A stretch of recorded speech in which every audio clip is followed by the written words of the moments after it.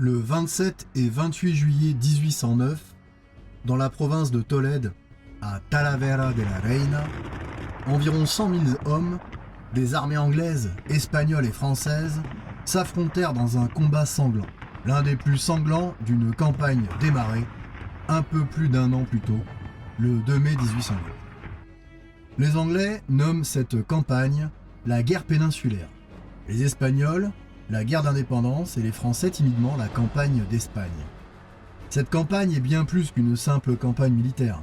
Elle comprend aussi bien la lutte d'un pays entier pour les valeurs qui lui sont vitales, pour ses traditions et sa culture, mais aussi pour des enjeux économiques et politiques.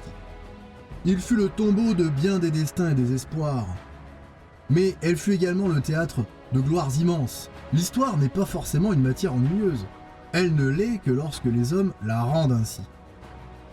Lorsque l'on considère les événements dont l'Espagne fut le théâtre entre 1808 et 1814, comment ne pas être saisi par la grandeur de cette période? Il souffle sur toute cette affaire un vent sanglant d'aventure où des peuples vont s'affronter sur la péninsule ibérique.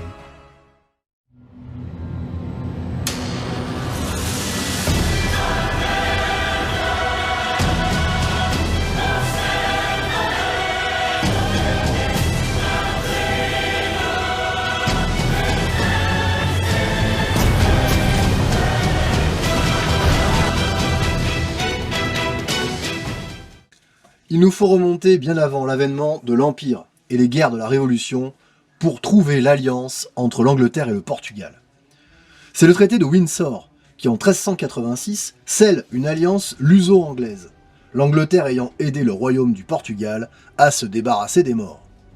Cette alliance prendra à la découverte des Amériques un intérêt tout particulier puisque l'Angleterre pourra ainsi profiter du commerce transatlantique. Et c'est toujours vrai au XIXe siècle.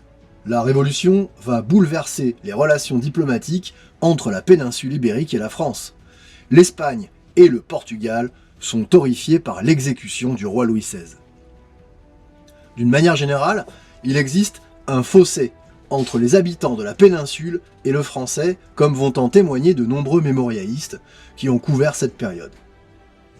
Je ne vais pas alourdir le propos ici en faisant de trop nombreuses citations, mais il est admis que les voyageurs français en Espagne se plaignaient notamment de la saleté des villes et des villages et de la nonchalance des habitants, tout en louant les mœurs joyeuses et festives de ceux-ci.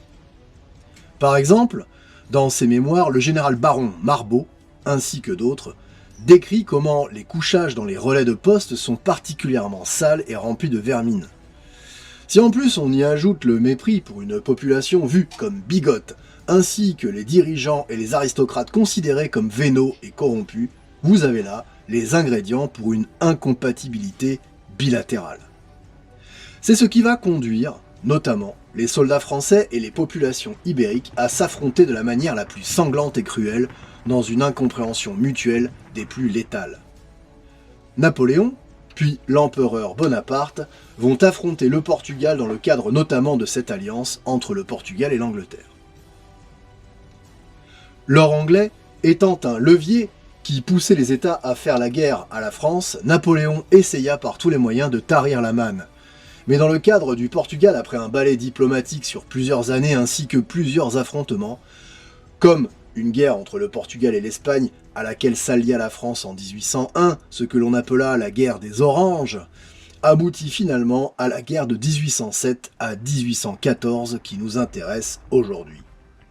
En 1805, après une période de paix relative, démarre la guerre de la Troisième Coalition.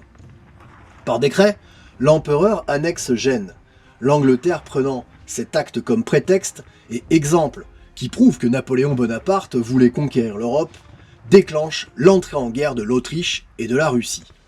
Cela faisait 3 ans que Napoléon Bonaparte promettait l'invasion de l'Angleterre, or une quinzaine de navires de ligne anglais patrouillaient sans cesse dans la Manche, rendant l'invasion impossible. L'amiral Villeneuve devait se charger des navires de ligne anglais à l'aide des Espagnols, après une manœuvre de diversion qui envoyait la flotte de Nelson de l'autre côté de l'Atlantique. Mais il perdit un temps considérable sur le retour en s'arrêtant à Cadix. La suite est bien connue, la destruction complète de la flotte française à la bataille au large du cap Trafalgar. Le pire, c'est que Villeneuve déclencha la bataille alors que les armées françaises avaient déjà quitté leur base de départ de la Manche et se seraient trouvées de toute façon dans l'impossibilité de mener une invasion puisqu'ils se dirigeaient vers l'Europe centrale. L'invasion de l'Angleterre était totalement compromise et c'est là que l'affaire de Gênes prend place, évitant ainsi à l'empereur de devoir admettre son échec à mener à bien l'invasion. La guerre de la Troisième Coalition démarrait à point nommé, pourrait-on dire. En 1807, le Portugal, ne respectant pas le blocus continental mis en place pour asphyxier l'Angleterre, Napoléon Bonaparte envoie Junot à l'attaque en traversant avec son autorisation l'Espagne, tout ceci étant encadré par le traité de Fontainebleau. En 1807, la couronne du Portugal est dans une situation particulière. La reine Dona Maria, veuve de Pierre III, est démente. C'est son fils qui régnait sous le nom de Jean VI en tant que régent du Portugal. D'un point de vue géographique, c'est un pays rocailleux avec fort peu de grandes routes carrossables. Séparé de l'Espagne par des montagnes stériles habitées par des pâtres à demi sauvages comme nous dit Marbot dans ses mémoires, les terres fertiles se trouvent dans les vallées du Tage, du Mondego, du Douro ou du Minho, des noms de fleuves que l'on retrouvera souvent dans les récits de mouvements de troupes et de batailles.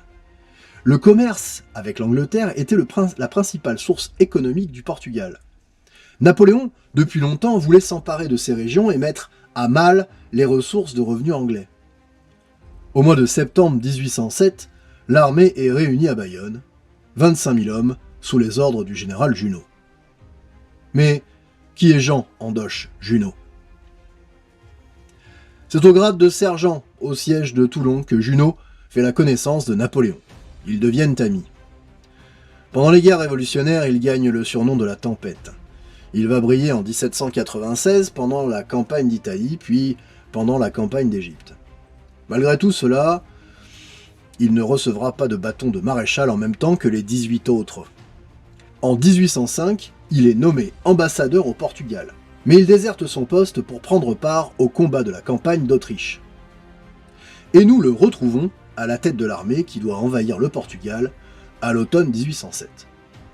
Selon Marbot, toujours lui, Napoléon commit 2 erreurs. Former un corps expéditionnaire avec des régiments nouvellement formés et nommer Junot à la tête de ceux-ci. Voici la description que celui-ci en fait. La première fois que je l'aperçus, je fus frappé et inquiété par ses yeux hagards. Sa faim justifia mes appréhensions. On connaît l'origine de sa fortune. Alors que simple fourrier du bataillon de la Côte d'Or, il gagna par un mot l'affection du capitaine d'artillerie Bonaparte, dans la tranchée de Toulon. Il le suivit en Égypte, commanda à Paris et devint ambassadeur à Lisbonne. Sa gaieté, sa franchise militaire, sa réputation de bravoure, enfin, sa prodigalité lui conquirent l'amitié des grands et la sympathie populaire. Mais tout cela ne suffit pas a priori. La logistique, qui est très importante lors de la marche d'une armée en campagne, était inexistante, puisque Junot la négligea et ses soldats lancés sur le Portugal dormaient à la belle étoile et ne touchaient que des demi-rations. Ainsi les routes se couvrirent de soldats malades et de traînards. C'était un spectacle affligeant pour les Espagnols qui accouraient pour contempler les vainqueurs de Marengo, Austerlitz et Friedland.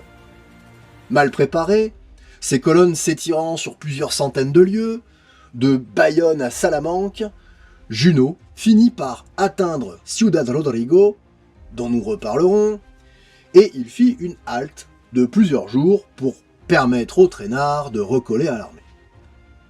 Dès qu'un tiers l'eut rejoint, il se mit en route pour traverser les montagnes en direction de la vallée du Tage, avec une demi-ration de pain par homme. Au prix de souffrances inouïes, seulement 5 à 6 000 hommes atteignirent Abrantes, la belle partie de la vallée du Tage, après avoir traversé Castelo Branco et Alcantara. Ils arrivèrent dans un piteux état, dont certains pieds nus. Prenant le prétexte que l'empereur lui avait ordonné de saisir les biens anglais, Junot rassembla 4 000 hommes les moins fatigués, laissa à ses généraux les soins de rassembler son armée et fonça sur Lisbonne. Les 12 à 15 000 hommes de la garnison de Lisbonne et les navires britanniques stationnés au large ne faisaient, a priori, pas peur à Junot, et le gouvernement portugais, sans doute effrayé par l'aura des armées françaises, céda à toutes les demandes de l'empereur. L'affaire était bouclée de la manière la plus cavalière. Mais malgré la célérité de Junot, la couronne portugaise, ainsi que 9 à 10 000 individus et des richesses considérables, s'embarquèrent le 28 novembre vers le Brésil.